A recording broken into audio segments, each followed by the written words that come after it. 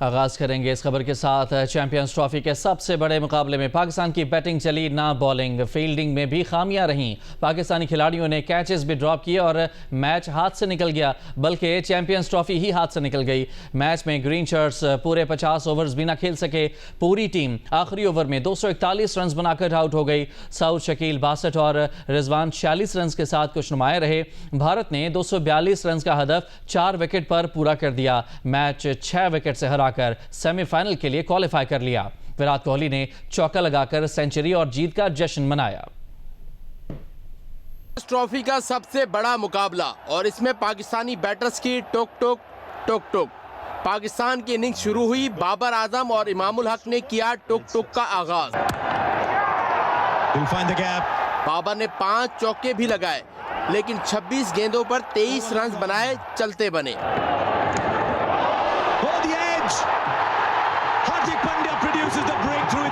इमामुल हक भी 26 गेंदें खेल गए और 10 रन बनाकर पवेलियन लौट गए। अब खड़े हुए सऊद शकील और कप्तान रिजवान, दोनों ने विकेटें तो बचाई, लेकिन रन बनाने में सुस्ती दिखाई। तीसरी विकेट पर 104 रन की शिराकत लगाई, लेकिन दोनों ने मिलकर 24 ओवर्स खेले। रिजवान 77 गेंदों पर 46 रन बनाकर आउट हुए। टीम का स्कोर 159 हुआ तो सऊद शकील भी 62 रन बनाकर आउट हो गए। बस इसके बाद सलमान 19 और तैयब ताहिर 4 रन बनाकर लौट गए। शाहीन आए और चलते बने। मैच के 42वें ओवर में खुशदिल शाह ने इनिंग्स का पहला छक्का लगाया। पाकिस्तान ने इनिंग्स में 2 छक्के लगाए, 39 गेंदों पर 38 रन बनाए। एक छक्का हारिस रऊफ ने टिकाया। पाकिस्तान टीम आखिरी ओवर में 241 रन बनाकर आउट हो गई। कुलदीप ने 3 विकेटें हासिल की।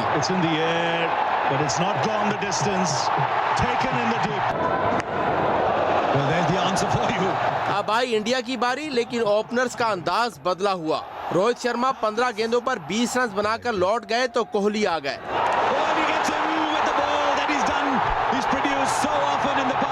शुभमन गिल और कोहली रन बनाते रहे और पाकिस्तानी फील्डर्स ने भी चांस दिया।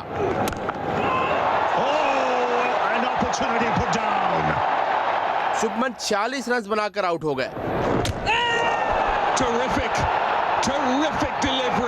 अब शरियास अय्यर ने कोहली का साथ दिया, वो भी एक चांस के साथ 56 रन की शानदार इनिंग्स खेल गए।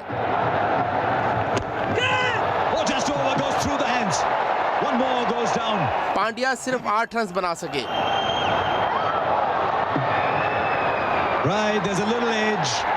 कोहली फिर भी रन करते रहे। कोहली ने 43वें ओवर में चौका लगाया और सेंचुरी के साथ जीत का जश्न भी मनाया।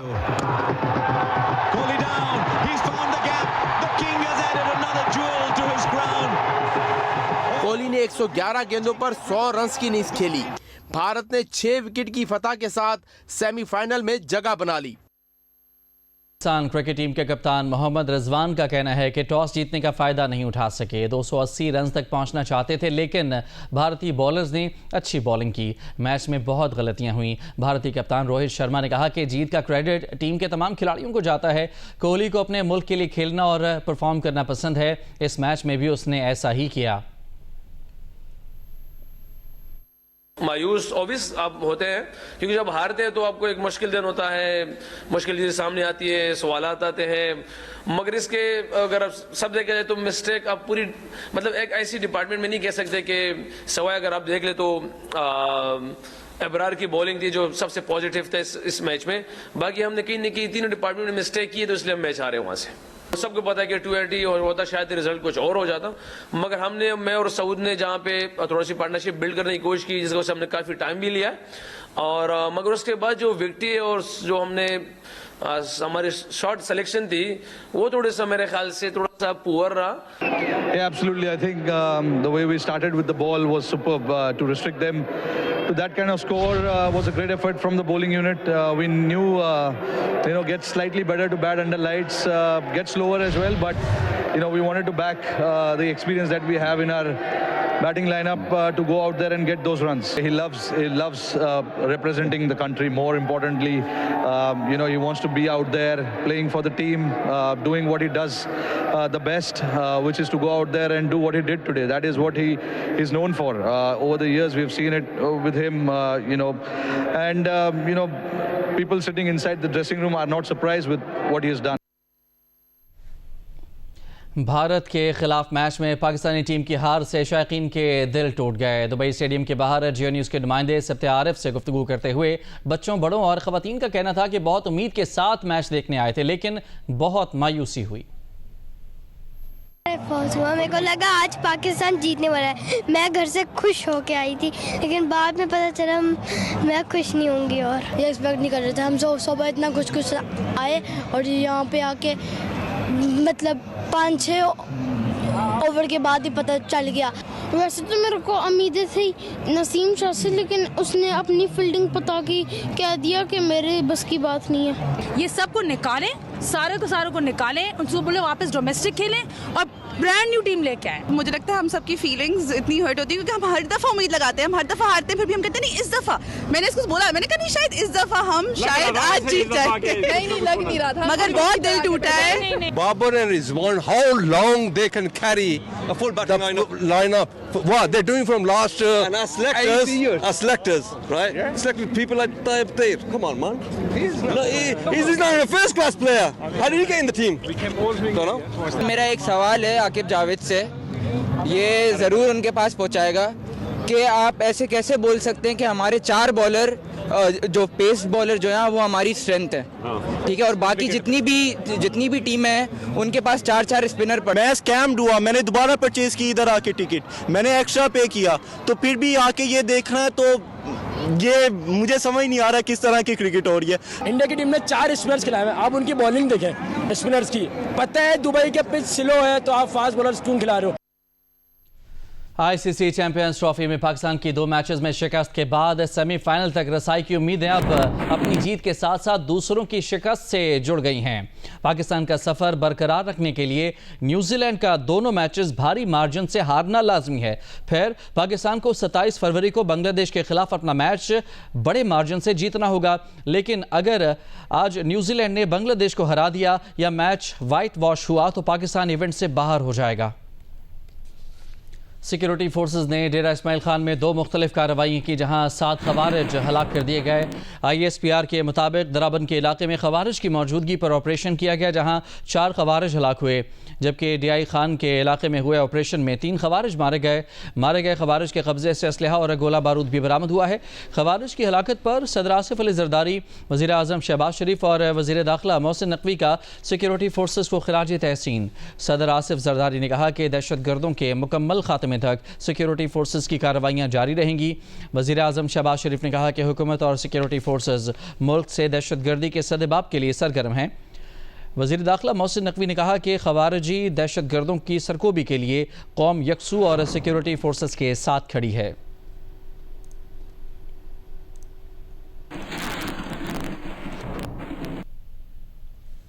लोअर कुरम में शदत पसंदों के खिलाफ ऑपरेशन जारी है। RPO कोहाट के मुताबिक ऑपरेशन में मजीद 20 मतलूब और मुश्तबा मुलजमान को गिरफ्तार किया गया है। अब तक 57 मतलूब मुलजमान समेत 85 मुश्तबा अफराद को गिरफ्तार किया जा चुका है। RPO कोहाट अब्बास मजीद मरवत का कहना है कि मुलजमान से 83 मशीन गन्स, क्लाशनकोफें, 12 बंदूकें और सैकड़ों गोलियां बरामद की गई हैं। मुलजमान से लूटा गया 4 ट्रक का सामान भी बरामद हुआ है, जिसमें अद्वियात और दीगर रोज़मर्रा के अशिया शामिल हैं। RPO के मुताबिक पुलिस और सिक्योरिटी फोर्सेस का लोअर कुरम के इलाकों उचत, बगन, मंदूरी और दीगर मुल्हिका इलाकों में ऑपरेशन किया जा रहा है। वफाकी वज़ीर इत्तलात अताउल्लाह तारड़ ने कहा है कि नून लीग के दिए गए लैपटॉप्स की वजह से कोविड में पाकिस्तान की मईशत नहीं डूबी। ऐवान इकबाल लाहौर में गुफ्तगू करते हुए अता तारड़ ने कहा कि लाखों लैपटॉप्स की वजह से कोविड में वर्क फ्राम होम और ऑनलाइन क्लासेस जारी रहीं। एक सवाल पर अता तारड़ का यह भी कहना था कि गुज़श्ता हुकूमत के गलत फैसलों की वजह से दहशत गर्दी मुल्क में वापस आई।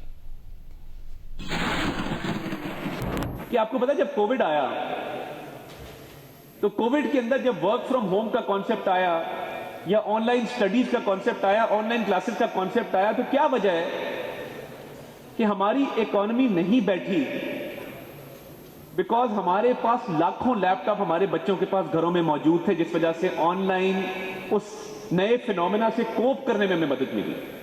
अगर शायद लैपटॉप ना होते और ये लाखों लैपटॉप ना होते तो वर्क फ्रॉम होम भी आसान ना होता और ऑनलाइन क्लासेस भी आसान ना होती। मेरा नाम अब्बास है और मैं पंजाब यूनिवर्सिटी जर्नलिज्म डिपार्टमेंट से हूँ। तो आपने जो गुफ्तगू की उसके लिए मेरा पहले एक शेर है, जो लोग खा के वतन बेच के खा जाते हैं, अपने ही कत्ल का करते हैं तमाशा कैसे। सर आपने यहाँ पे शहीदों के खून की बात की, तो जो APS का सानिया हुआ था वहाँ भी बच्चे शहीद हुए थे, तो आप उसकी रिपोर्ट को क्यों पब्लिक नहीं करवाते? आपके शेर का पहले जवाब दूंगा कि सरे मिंबर वो ख्वाबों के महल तामीर करते हैं, इलाजे गम नहीं करते, फकत तकरीर करते हैं। देखिए, APS के बाद ऑपरेशन ज़रबे अज़ब, ऑपरेशन रद्दुल फसाद क्यों लॉन्च किया गया? इसमें कोई अबहाम नहीं है कि ये दहशतगर्दों की कार्रवाई थी। ये उन दहशतगर्दों की कार्रवाई थी जो आज बलूचिस्तान में भी अपनी कार्रवाइयां कर रहे हैं। तो बेटा बात यह है कि APS में ना हुकूमत को शक है, ना फौज को शक है, ना किसी और को शक है कि ये दहशतगर्दों की एक मजमूम कार्रवाई थी, और जो जो दहशतगर्द के सहूलतकार भी इसमें शरीक थे वो कैफरे किरदार तक पहुंचाए जा चुके हैं।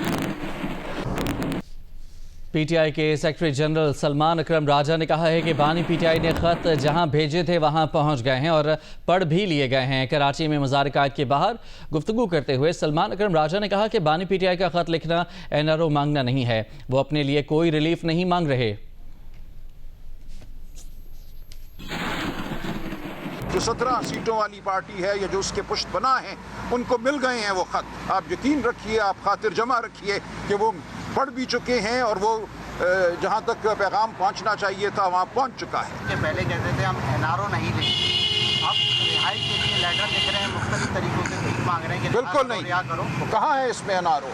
उन्होंने बड़ी सख्ती से ये कहा है कि जो आइन और कानून तुम्हें हक देता है उस हक में रहो, और आइन और कानून के मुताबिक हम बाहर आएंगे। इमरान खान अपने लिए या किसी और के लिए कोई आसाइश मांग रहे हैं, वो आखिरी आदमी होंगे जो जेल से बाहर निकलेंगे। तो हम उस तमाम पॉलिटिकल पार्टीज को इकट्ठा कर रहे हैं जो कि हुकूमत से बाहर है, और हम सिविल सोसाइटी को, इंटेलिजेंसिया को, बार एसोसिएशंस को, मतलब वो जो इस वक्त जो इस हुकूमत से बाहर है उसके साथ कर रहे हैं। के मुख्तलिफ शहरों में एहतजाज किया गया। मुजाहिरीन का कहना था कि दरिया सिंध पर मजीद कैनाल्स बनाने का मकसद सिंध की ज़मीनों को बंजर करना है। दरिया सिंध से नए कैनाल्स निकालने के मंसूबे को मुस्तरद करते हैं। कंदकोट में अवामी तहरीक के सरबरा अयाज लतीफ़ पलीजो ने रैली से खिताब में कहा कि चोलिस्तान और दीगर कैनाल बनी तो सिंध का पानी बंद हो जाएगा। मुल्की मसाइल का हल टकराव नहीं, मुनसिफाना, रवादार और जमहूरी फेडरेशन है। सिंध की बका और मुस्तकबिल का दारोमदार दरियाए सिंध पर है। शिकारपुर में JUI फेक के मरकजी जनरल सेक्रेटरी मौलाना अब्दुल गफूर हैदरी ने कहा कि JUI सिंध के पानी के मसले पर वाज़े मौक़िफ़ रखती है। हम पंजाब को किसी सूरत दूसरे सूबे का पानी इस्तेमाल करने नहीं देंगे। उमरकोट में सिंध तरक्की पसंद पार्टी के सरबरा डॉक्टर कादिर मक्सी ने मीडिया से गुफ्तगू में कहा कि पीपल्स पार्टी का इस वक्त पानी के मामले पर मुनाफिकाना रवैया है। अगर पीपल्स पार्टी कैनाल के मामले पर संजीदा होती तो सिंध असेंबली में करारदाद लाती। हैदराबाद में पुरहिद मुजाहिमत तहरीक ने दरियाए सिंध पर नई कैनाल मंसूबे के खिलाफ प्रेस क्लब पर मुजाहिरा किया। मुजाहिरीन का कहना था कि दरियाए सिंध पर मजीद कैनाल बनाने का मकसद सिंध की ज़मीनों को बंजर करना है। तर्जुमा मोहम्मद खान में जमीयत उलमा इस्लाम की जानिब से प्रेस क्लब के बाहर दरियाए सिंध पर 6 नहरें बनाने के मंसूबे के खिलाफ एहतजाजी मुजाहिरा किया गया। तीसरी कौमी यूथ शतरंज चैंपियनशिप कराची में ख़त्म हो गई। ज़िंदगी ट्रस्ट के ज़रिए तमाम चलने वाली स्कूल SMB फातिमा स्कूल की तालिबात ने शानदार कारकर्दगी का मुजाहरा करते हुए अंडर 18, अंडर 14 और अंडर 12 में पोजीशन हासिल की। कराची में होने वाली 2 रोज़ा चैंपियनशिप में मुल्क भर के नामवर प्राइवेट और गवर्नमेंट स्कूल की तालिबात ने हिस्सा लिया। इवेंट में ज़िंदगी ट्रस्ट के ज़ेर इत्माम चलने वाले स्कूल SMB फातिमा की तालिबात ने शानदार और गैर मामूली परफॉर्मेंस का मुजाहरा किया। अंडर 18 कैटेगरी में SMB फातिमा की महक मकबूल ने पहली पोजीशन हासिल की। उसके अलावा अंडर 14 कैटेगरी में इसी स्कूल की यमुना सिद्दीकी की दूसरी पोजीशन रही, जबकि अंडर 12 कैटेगरी में अलीना सिद्दीकी ने तीसरी पोजीशन हासिल की। पाकिस्तान 2025 तक खुले मकामात पर रफा हाजत के खात्मे का हदफ हासिल न कर सका। मुल्क की कुल आबादी 24 करोड़ 15 लाख के करीब है। इनमें से 3 करोड़ 15 लाख अफराद के पास टॉयलेट की सहूलत मौजूद नहीं है। 3 करोड़ 75 लाख अफराद खुली जगहों पर अपनी ज़रूरत पूरी करते हैं। पाकिस्तान को 2025 तक खुले मकामात पर रफ़ा हाजत के खात्मे का हदफ हासिल करना था, लेकिन अब भी उन सरे फहरिस्त ममालिक में से है जहां खुले मकामात पर रफ़ा हाजत की जाती है। इस फहरिस्त में भारत पहले नंबर पर है। इसके बाद नाइजीरिया, इथियोपिया, नाइजर और इंडोनेशिया शामिल हैं। मुल्क भर में Pakistani approach to total sanitation पर अमल दरामद यकीनी बनाने के लिए यूनिसेफ और इसके शराकतदार हुकूमत से ताउन कर रहे हैं, लेकिन सूरत हाल अब भी तशवीशनाक है। आदाद शुमार के मुताबिक मर्द व ख़वातीन समेत पाकिस्तान में 12.8% आबादी घरों में टॉयलेट की सहूलत से महरूम है, जबकि 15.3% लोग वॉशरूम न होने की बायस खेतों, मैदानों, सड़कों, रेलवे लाइनों, जंगलात और आबी ज़खायर जैसी खुली जगहों को बतौर मुतबादिल इस्तेमाल करने पर मजबूर हैं।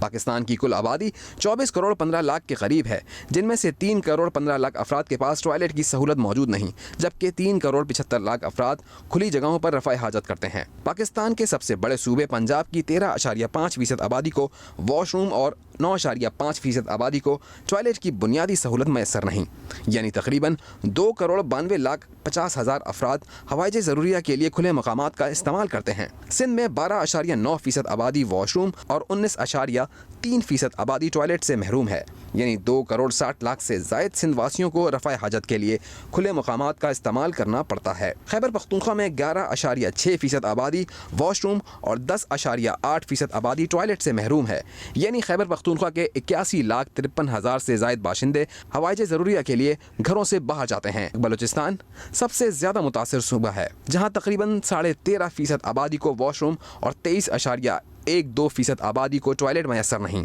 यानी 54,30,000 से ज़ायद अफराद रफ़ा हाजत के लिए खुले मकामात पर जाते हैं। वफाकी दारुल हुकूमत इस्लामाबाद में 3.7% आबादी वॉशरूम और 1% लोग टॉयलेट से महरूम हैं, यानी 1 लाख से ज़ायद इस्लामाबाद के रिहायशियों को रफ़ा हाजत के लिए घरों से बाहर खुले मकामात का रुख करना पड़ता है। आलमी आदाद शुमार के मुताबिक दुनिया भर में 1.5 अरब से ज़ायद अफराद ज़ाती बैतुल खला से महरूम हैं, जिनमें से 41 करोड़ 90 लाख अफराद रफ़ा हाजत के लिए खुले मकामात का इस्तेमाल करते हैं। कराची के स्पोर्ट्स एरिना में निजी स्कूल की जानिब से शानदार ड्रामाई तकरीब का इनेकाद किया गया, जहां बच्चों ने अपनी सलाहियतों के जौहर दिखाए। मुनफरिद टैबलोज, जज्बाती मकालमे और शानदार परफॉर्मेंसेज ने हाज़रीन को मसहूर कर दिया। तकरीब में बच्चों ने उर्दू अंग्रेज़ी में ड्रामे पेश किए, दिलकश टैबलोज भी दिखाए और नज़मों के ज़रिए अपनी तख्लीकी सलाहियतों का मुजाहरा किया। कहीं तलवारें नजर आईं तो कहीं नन्हे फ़नकार बूढ़े किरदारों में ढलकर अदाकारी करते दिखाई दिए।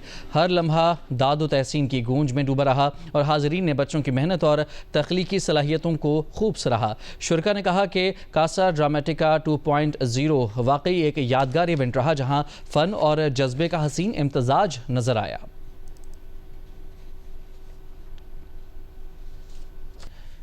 जर्मनी में कबल अज़ वक्त पार्लिमानी इंतखाबात में इंतहाई कदामत पसंद जमात क्रिश्चियन डेमोक्रेटिक यूनियन ने बरतरी हासिल कर ली है।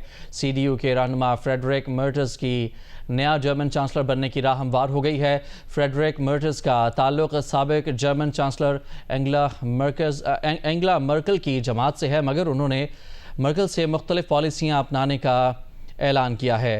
एग्जिट पोल के मुताबिक फ्रेडरिक मर्टस की CDU को 29% वोट मिले हैं। इंतहाई दाएं बाजू की जमात मुतबादल बराए जर्मनी या AFD को 20% वोट मिले हैं और वो जर्मन पार्लियामेंट की दूसरी बड़ी जमात बनकर सामने आई है। खातून रहनुमा एलिस वाइडल इसकी रहनुमा हैं और ये जमात इमिग्रेशन मुखालिफ है। साबिक चांसलर ओलाफ शोल्स की जमात SPD को 16% वोट मिले हैं। ओलाफ शोल्स ने शिकस्त तस्लीम कर ली। गुज़श्ता साल ओलाफ शोल्स के खिलाफ अदम एतमाद तहरीक कामयाब होने पर जर्मनी में कबल अज़ वक्त इंतखाबात हुए हैं। ग्रीन पार्टी 12.3% वोटों के साथ चौथे नंबर पर है।